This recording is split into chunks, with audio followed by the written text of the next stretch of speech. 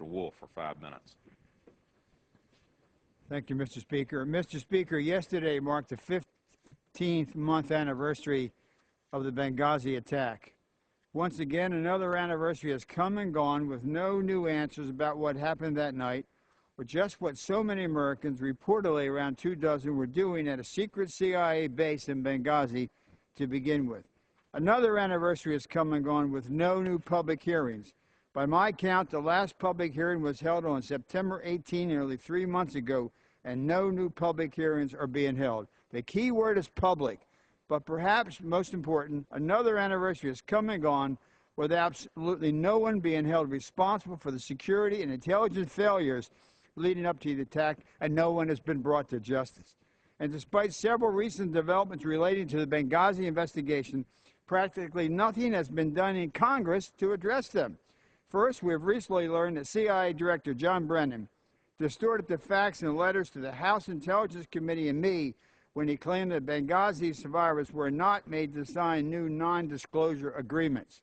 In another major development, a November 24th article published by Breitbart reported surprisingly new comments by Kevin Colby, the FBI's lead investigator for Benghazi, stating for the first time that the FBI arrived on the scene in Benghazi within days, not weeks, of the attack.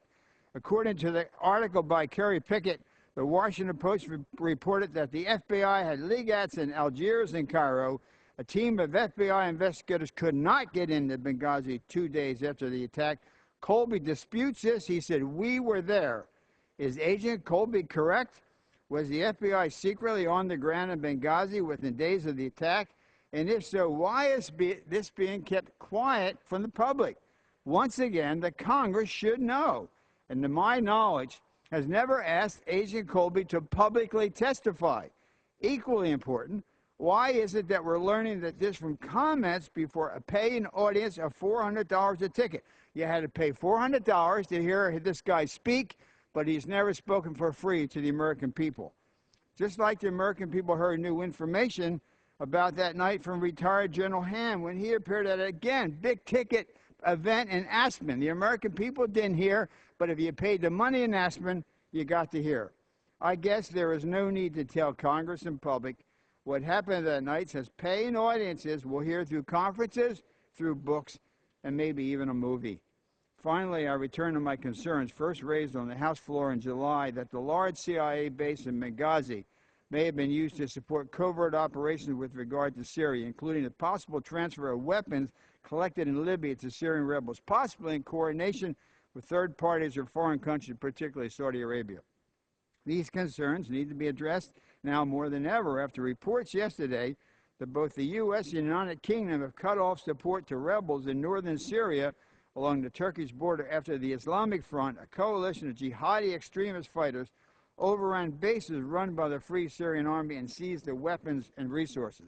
According to a report from the BBC yesterday, the U.S. and European countries have reportedly facilitated secret arms shipments to Syrian rebels, allegedly including anti-aircraft weapons commonly referred to as MANPADS, just like the weapons collected in Libya over the last 2 years. A separate Washington Post article has stated, quote, a covert CIA program provided lethal aid to the rebels, consisting most of small arms and ammunition channeled to southern Syria through Jordan would continue unchanged, end of quote. It is particularly noteworthy that during the same period of time, the CIA was operating in Benghazi and U.S. weapons collection in Libya were underway.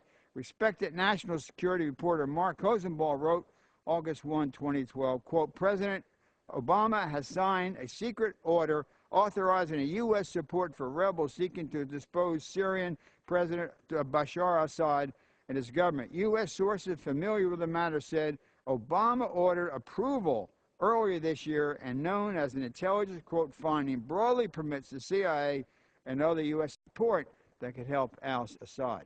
Hassanbal continued, a U.S. government source acknowledged that under provisions of the presidential finding, the United States collaborating with a secret command center operated by Turkey and its allies, and NBC said the shoulder-fire missiles known as MANPADS have been delivered to the rebels via Turkey.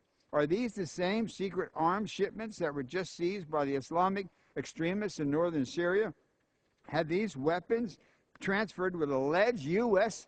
covert support been used to kill innocent civilians, Christians, and Muslims? Don't the American people have a right to know if their tax dollars are being spent to supply Islamic extremists with weapons to use Christians and Muslims? We need a select committee. The current process is not working.